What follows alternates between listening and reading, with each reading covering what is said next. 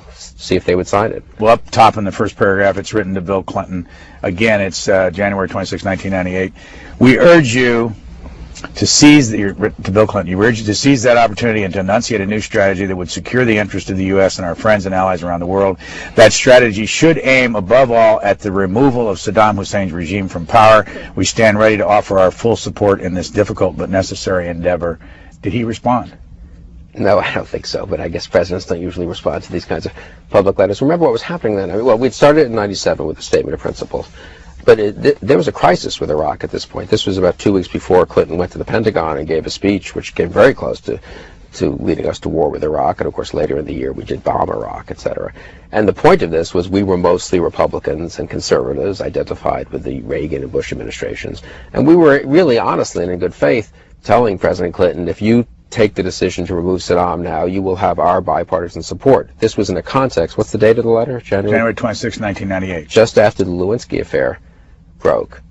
And the point here was to show that, I was on TV, criticizing Clinton for his behavior, but that we were willing to support him on an important issue of U.S. national security policy. So it was an honest attempt to sort of support what we thought was Clinton's inclination. He ended up backing down, of possibly really forcing a confrontation with Saddam and finishing the job that should have been finished 7 years before. So it was an attempt to show the president that he would have some Republican support if he confronted Iraq. Karen Kataski talked about the importance of the New American Century Project. Let's hear what she had to say. I think that Bill Kristol underestimates modestly he's a very modest man, and so he is not going to give the Project for New American Century too much, but you can find it in the words, and you can also find it in the members. The Project for New American Century brought many key leaders and key political appointees, people that were working on the Project for New American Century, moved seamlessly into government, and that starts with Dick Cheney. I want to read, because there are 18 people who signed this letter, and I just want to read who they were. 8 of them are still in government. Correct me if I'm wrong on any of this. Elliot Abrams is on the National Security Council. Jeffrey Bergner is the State Department Congressional Liaison. John Bolton is the UN Ambassador. Paula Dobryansky is one of the top people at the State Department. Zalmay Khalilzad is the Ambassador to Iraq. Peter Rodman is at the Defense Department, Assistant Secretary. Donald Rumsfeld is the Secretary of Defense. And Bob Zoellick is the #2 person at the State Department. And then there were 3 that were in government that are now out. Richard Armitage, who was the #2 under Colin Powell. Richard Pearl, who used to be the chairman of the Defense Policy Board of the President's. And the 3rd one is Paul Wolfowitz, who's head of the World Bank, but was the #2 person at the Pentagon. And finally, there were 7 that used to be in and around government or professors: William Bennett, Francis Fukuyama, Robert Kagan, Bill Kristol, Ben Weber, James Woolsey, and William Snyder, Jr. And if I remember correctly, Mr. Snyder was with George Shultz years ago at the State Department. Right. Anyway, it's quite a list. Yeah, well, they were prominent people. We wanted to get prominent people to sign the letter. I mean, but their signing the letter didn't get them the jobs they got in the Bush administration. George Bush didn't pick Dick Cheney as his vice president because he signed a letter from the Project for the New American Century. He picked Dick Cheney as his vice president because Dick Cheney had been Secretary of Defense. And, I mean, I'm happy. I'm not being excessively modest. I'm happy to, if we had some influence in sort of bringing these people together and in helping these people be associated with a more forward-looking neo-Reaganite foreign policy. I'm happy to have played some role in that, but the truth is these were very prominent people. They would have gotten jobs in the next Bush administration whether they had ever signed this letter or not. And, and they did. I mean, Richard Armitage ended up being with Colin Powell and sort of fighting the neoconservatives, but at this time he signed this letter, and so the causality is backwards. We got prominent people who had served in previous Republican administrations and were likely to serve in the next one to sign this letter to try to have an impact. It's not that the letter made them prominent. What's the most important part of this for you? Why did you want this country to take out Saddam Hussein? Oh, because I think it was the right thing to do, and I think it was necessary to have the chance of beginning to change the Middle East in a positive direction. I don't think if Saddam had stayed in power with the sanctions coming off, reconstituting the weapons of mass destruction, having stared down the United Nations and the West, I think the Middle East would be even more dangerous than it is today. So how do you think we've done as a country in this whole contest? I think we've done pretty well. I mean, there have been failures of execution, which we've pointed out in the pages of the Weekly Standard and PNAC letters and memos, I think over the last 3-4 years. But I think the country has a lot to be proud of. I do think on the whole this country rose to the occasion after 9/11, after a certain holiday from history, as Charles Krauthammer puts it, during the 90s, has risen to the occasion and has taken on the responsibility of dealing with these threats that are real and that are out there, and has dealt with them pretty effectively. I mean, the jury is still out. We need to keep our nerve. There's some things I wish we were doing that we aren't doing as aggressively as I would like. But I'm proud of the country, actually, and I think it's impressive what the country has done and really what our political leadership has done, too. But if you were, just among friends, assessing your input, the Weekly Standard, all through what we've talked about in your career, the letter, the people that signed the letter that went into government, what's the message to people who've never been involved in any of this? Does all this stuff need to happen in order to get the president? And what impact has all this had on the president? I'd say this. I mean, my message would be, I think it's been good to have the Weekly Standard. I'm proud of the Weekly Standard. I'm happy that people signed the letter. But at the end of the day, people need to write what they believe, make the best arguments they can. Bob Kagan wrote very, very good pieces for commentary before the Weekly Standard existed and before the Project for the New American Century existed. Obviously, Paul Wolfowitz, Dick Cheney, all these people served their country well before the Weekly Standard or the Project for the New American Century existed. Now, I think we played some role in giving them another outlet and a forum, and in I hope in my personal writing, stimulating some of these other people to think freshly. I think there are lots of young people, I hope, who found interesting arguments in the Weekly Standard and been inspired to write themselves or to go into government and try to act on these policies. But at the end of the day, people, it comes down to individuals making arguments and serving in government or writing important books or articles more than the the Project for the New American Century. It doesn't exist apart from the efforts of particular individuals. Are you still chairman? I am chairman, but it's a little bit on hold now because Gary Schmidt, who was our executive director from the beginning till a few months ago, has gone upstairs to the American Enterprise Institute where he's running strategic studies there. So we have 1 or 2 people finishing projects at the Project for the New American Century, but we're not actively doing very much anymore.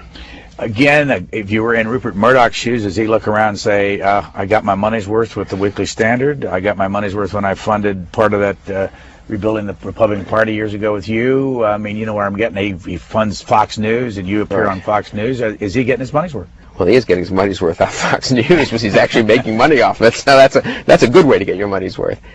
I don't know. You can never. I've often wondered about this. If the Weekly Standard didn't exist, a lot of our best writers would be writing for other magazines and newspapers, and their work wouldn't be lost to humanity. I do think one thing one can do when one has a magazine, though, is you provide a critical mass, you bring people together, you recruit younger people, people stimulate each other. Look, David Brooks, who came to the Weekly Standard at the beginning in September of '95, moved to the New York Times, I guess, a couple of years ago now. David Brooks would have been a success, I strongly suspect, if the Weekly Standard never existed. But did we help give him a place in which to show his talents? Yeah, absolutely. And am I proud of that? And Chris Caldwell and Tucker Carlson and many, many other people who've come up through the Weekly Standard. I hope we've Jody Bottom, who's now editor of First Things, was our book review editor for about 7-8 years. I hope we've been able to provide a forum for good people, stimulate younger people. And the nicest thing is to go speak at a college somewhere and you meet some very bright 19-year-old who's taking good courses and says, and I've really been interested by what I've read in the Weekly Standard, and sometimes they've been interested by something I wouldn't have expected, some slightly offbeat author or something in the back of the book, and it's helped me, stimulated me to study this topic or to learn history or to study literature perhaps, and it's helped make me think in a fresh way. That's the best thing you can do. You went to a pacifist college in Indiana and Richmond called Earlham, Quaker school, right, and got a pie in the face. How big a surprise was that? Well, it was a surprise the moment the guy rushed the stage and threw a pie at my face, and I half ducked, but I'm not as quick as I used to be, and I got a chunk of it in my face. And did they arrest the guy? I think he ran away, and I think he was subsequently prosecuted and suspended from the school, and I think given some kind of suspended sentence by the court. I continued with the speech. The president of the college also got the pie in his face since he was behind me and kind of came running up to try to, he saw what was happening before I did, and I sort of half ducked, and he got it as much as I did. The people there were very nice, very apologetic. Obviously, they're not responsible for one person. It is, of course, somewhat ironic that you can't help but be amused at the one place I've spoken on many college campuses, in many liberal places, Berkeley, and of course Harvard, and many, many others, and really had very little in the way of trouble. And the one place I was sort of physically assaulted, though luckily in a pretty benign way, was at a Quaker school. I sort of like that. One of the things that comes up a lot around your name is Israel and your defense of Israel. And I went back and found a bunch of articles from others, and I'll let them define this and see if you can't respond to it. Eric Alterman, who himself is Jewish, wrote in April the 3rd, 2003 in The Nation, a big part of the problem in addressing the Jewish war conspiracy thesis is the reticence of almost all sides to broach the issue of Israel and American Jewish influence on U.S. foreign policy. A few writers, mostly notably Stanley Hoffman, Robert Kaiser, Mickey Kaus, have raised the question gingerly. But writing on the Washington Post op-ed page, New Republic editor Lawrence Kaplan insists that, and you wrote a book with him, if I remember, that even raising, quote, the specter of dual loyalty, unquote, is toxic, in quote marks. Kaus noted accurately in Slate that the dual loyalty taboo is, quote, quite openly designed to stop people from raising the Likudnik issue, unquote, and it works. That's Eric Alterman's words back in April of 2003. You know how sensitive this whole thing is in discussion. Explain that to somebody that doesn't understand what this is about.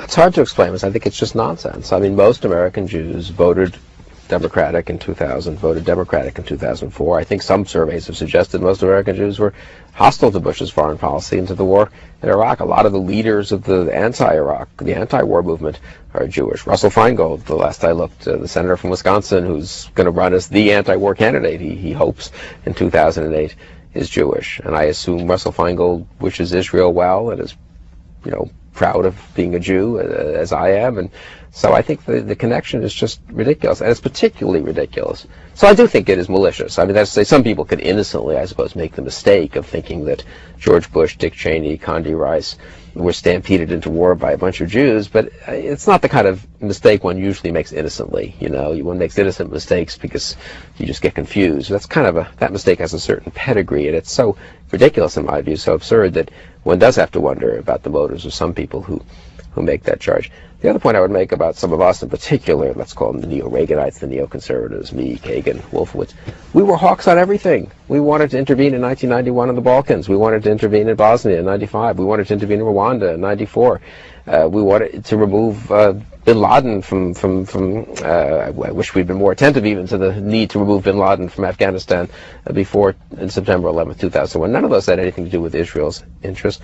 I would bet the Weekly Standard had more articles on China and the threat China posed than on the Arabs and Israel in the late 90s. So if someone showed up who was a Jew and very closely associated with Israel, who was a dove on everything else, didn't want to intervene in the Balkans, hadn't supported Reagan's defense buildup, didn't want to fight any wars anywhere else, didn't want to do more in the Sudan, but suddenly wanted to fight only the enemies of Israel, then one could say, okay, well, gee, maybe that person has a special interest in Israel. But it's manifestly not true of Wolfowitz or Kagan or me or really the rest of the kind of neo-Reaganite, neoconservative group. So I that's why I just don't take the charge seriously. How important is Israel to you? It's important. I mean, how involved are you in the whole effort from, through the United States support of Israel? Mildly involved. I mean, I've been to Israel several times, but I don't speak Hebrew, and I don't have that many close friends who live there, and I've never worked much on Israel when I was in the U.S. government, or as I say, at the Weekly Standard, we've run some stuff on Israel, but as I say, we have not been Israel-centered in our foreign policy. Incidentally, Iraq was not Israel's big problem. They weren't obsessed about Saddam. From their point of view, he was kind of in a box. He was a threat. We were the ones who were fighting it with a no-fly zone. Israel wasn't. Israel's always been much more upset about Iran and the threat Iran posed to Israel. So the idea that Israelis were urged, I was never urged by any Israeli, go to war against Iraq, in all honesty. So that's why I think the charge or the kind of imputation of that we're doing Israel's bidding is malicious. And incidentally, it's worth being specific here. If one had a record as being a wildly pro-Israel activist, and then one said Iraq threatens Israel, and therefore we should go to war against Israel, then one could impute certain, perhaps, reasoning. But here, the imputation is based entirely on religion. They're Jewish, therefore they're doing Israel's bidding. That is pernicious, I think. Why do you think